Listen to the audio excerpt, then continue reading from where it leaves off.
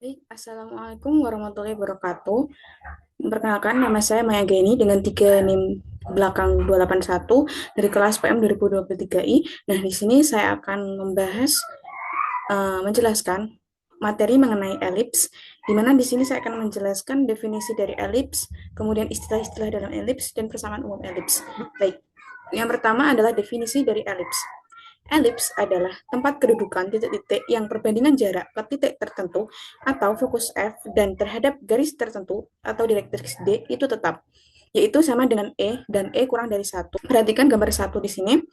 F ini adalah fokus, kemudian D ini merupakan direktriks, lalu PP aksen itu merupakan jarak P ke direktriks. Perbandingannya PF ini dibagi PP aksen sama dengan E kurang dari 1.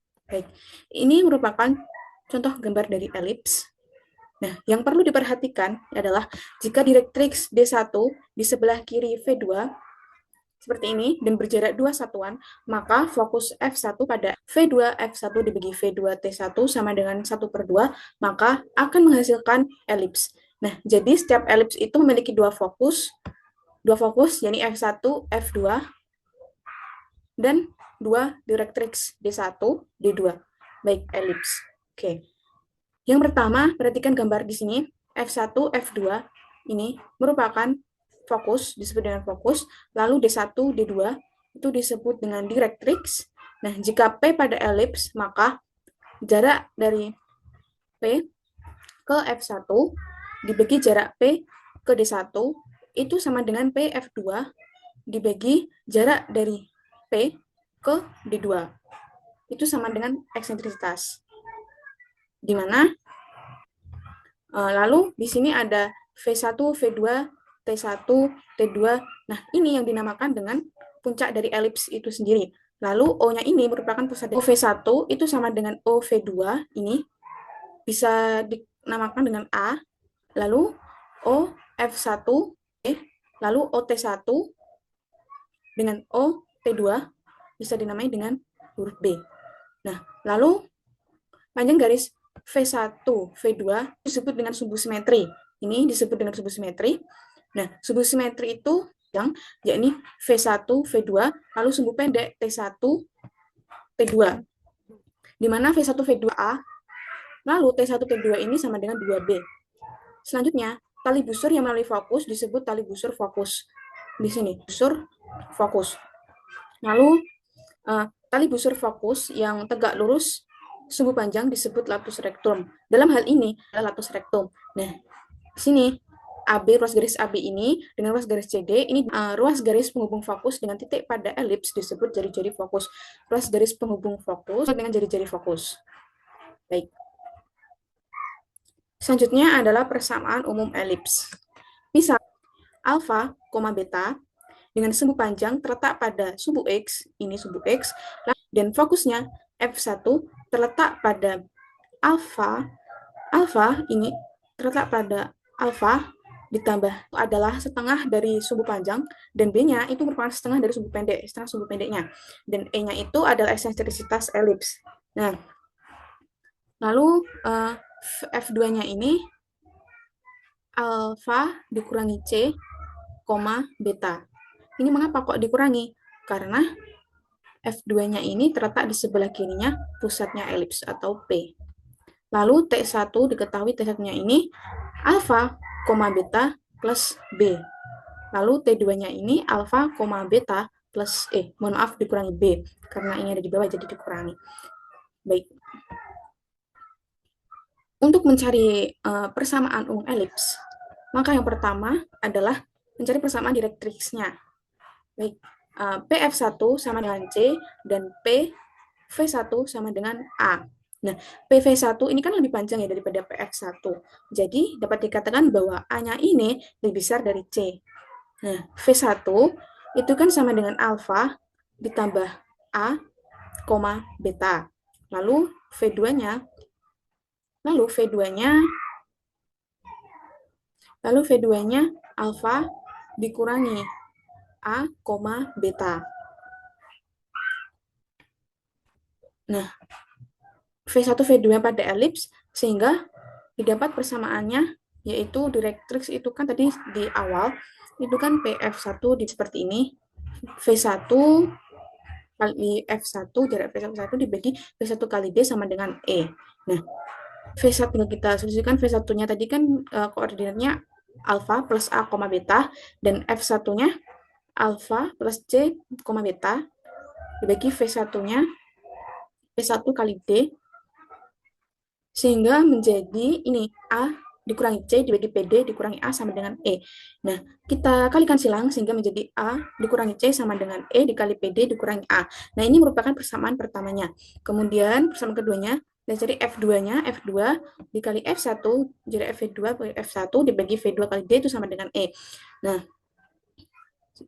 V2-nya kan alfa dikurangi A, beta, terus F1-nya tadi alfa tambah C, beta gitu kan. Sehingga menjadi seperti ini. A ditambah C dibagi PD plus A sama dengan E. Dikalikan silang sehingga menjadi A plus C sama dengan E dikali PD plus A. Nah, ini persamaannya ini. Dijumlahkan akan menjadi seperti ini. 2A sama dengan 2E PD. Nah, ini di apa itu? Sama-sama dibagi 2 sehingga menjadi A sama dengan E dikali PD. Dikalikan silang di apa itu? Sehingga jika kita ingin cari PD, sehingga menjadi PD sama dengan A per E. Baik. Nah, bagaimana apabila dikurangkan? Jadinya seperti ini. Apabila dikurangkan menjadi 2A sama dengan 2E. Nah, sehingga persamaannya menjadi C sama dengan E, A. D1 adalah X sama dengan alfa ditambah A per E. Jadi D1, garis D1 itu kan sejajar dengan sumbu Y. Jadi otomatis X-nya itu sama dengan X sama dengan, jadi sumbu Y-nya itu sama dengan 0. Sehingga didapat persamaannya itu sama dengan X sama dengan A plus X sama dengan alfa ditambah A per E. Lalu yang kedua adalah mencari hubungan antara A, B, dan E. Ini jarak dari T1 F1 kan sama dengan eksentrisitas ya. Jadi jarak T1 ke F1 dibagi T1 T aksen. Nah, T aksennya ini dari mana? T aksennya ini kita ambil dari salah satu titik di directrix ini ya. T aksen ini sama saja dengan jarak dari P ke D, PD gitu ya. Sehingga persamaan jadi seperti ini, T1 F1 dibagi T1 T aksen sama dengan T1 F1 dibagi PD itu sama dengan E.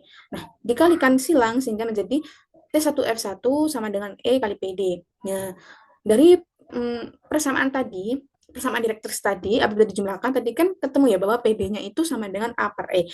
Tinggal disubstitusikan sehingga menjadi E dikali A per E sama dengan A. Ini E. Bisa menggunakan konsep Pythagoras, di mana apabila ini titik P, T1, F1 kita hubungkan dengan garis lurus, ini akan membentuk segitiga siku-siku, sehingga bisa menggunakan konsep teorema Pythagoras ya.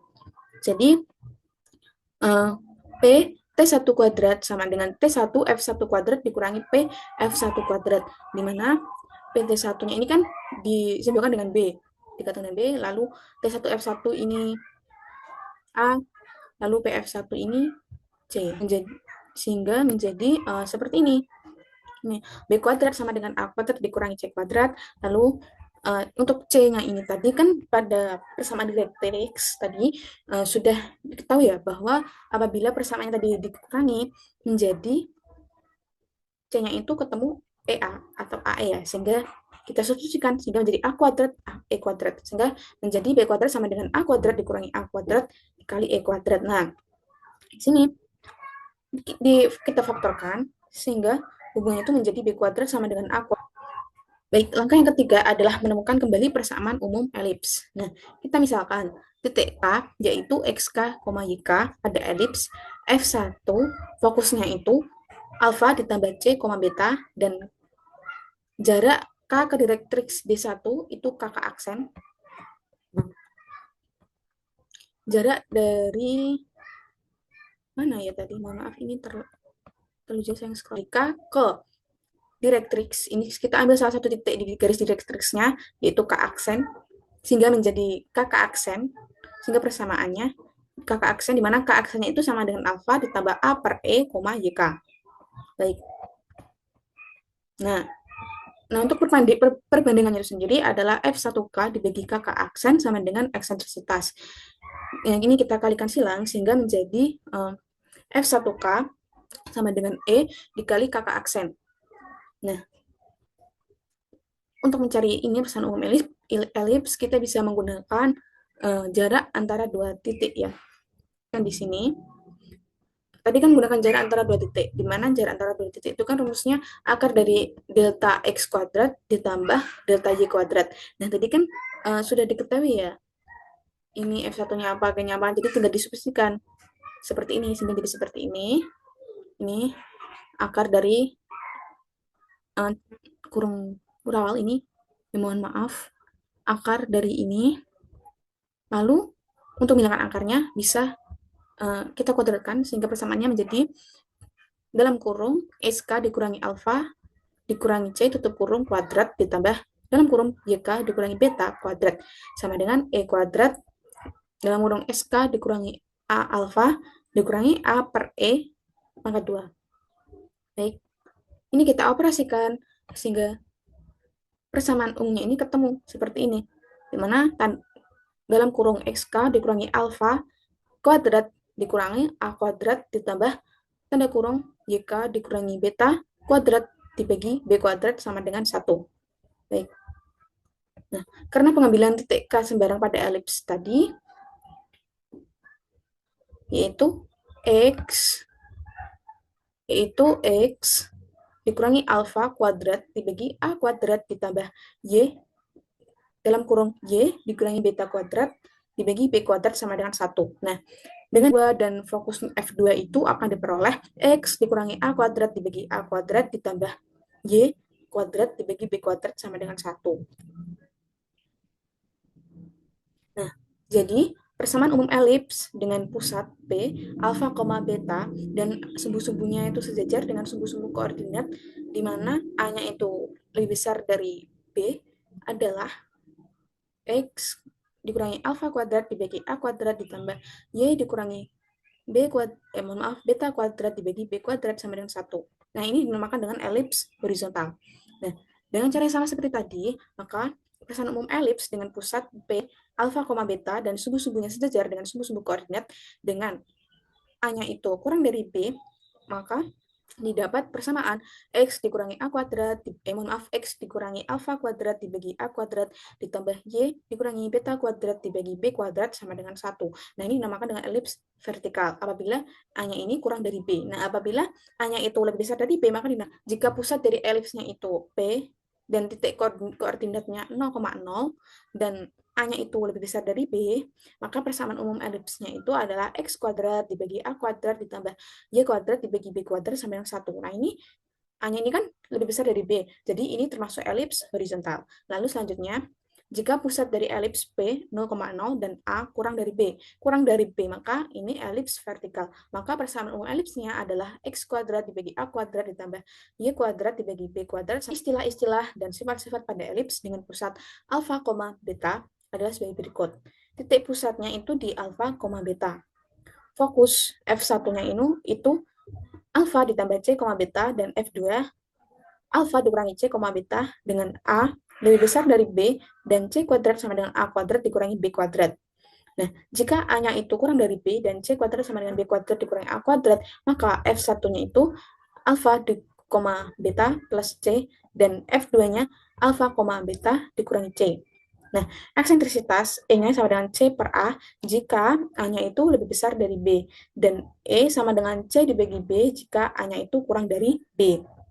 Nah, direktrix B1 itu sama dengan X sama dengan alfa ditambah A per E, seperti tadi, pembuktiannya tadi, ya. Lalu D2 sama dengan X sama dengan alfa dikurangi A per E, jika A-nya itu lebih besar dari B. Lalu, bagaimana apabila A-nya itu kurang dari B? Maka persamaan direktrixnya itu D1 sama dengan Y sama dengan beta ditambah B per E, dan D2-nya itu sama dengan Y sama dengan beta dikurangi B per E. Nah, sumbu X dan sumbu Y adalah sumbu simetri. Dan jika A lebih besar dari B, maka sumbu X adalah sumbu panjang, dan sumbu Y adalah sumbu pendek. Nah, jika A kurang dari B, maka sumbu X adalah sumbu pendek, dan sumbu Y adalah sumbu panjang. Nah, autostrukturnya X sama dengan alfa tambah C. Dan X sama dengan alfa dikurangi C jika sumbu X adalah sumbu panjang. Bagaimana jika sumbu bagaimana jika sumbu Y-nya yang sumbu panjang? Maka Y sama dengan beta ditambah C dan Y sama dengan beta dikurangi C. Nah, itu disebut dengan lotus rectum. Nah, untuk titik puncak elipsnya yaitu titik potong elips dengan sumbu-sumbu simetrinya, yaitu pertama adalah ada alfa ditambah A, beta, kemudian alfa dikurangi A, beta, alfa, B tambah beta, kemudian alfa dikurang mohon maaf alfa, beta dikurangi B. Baik. Sekian penjelasan materi elips dari saya. Apabila ada salah kata atau ada kurangnya, saya mohon maaf. Wassalamualaikum warahmatullahi wabarakatuh.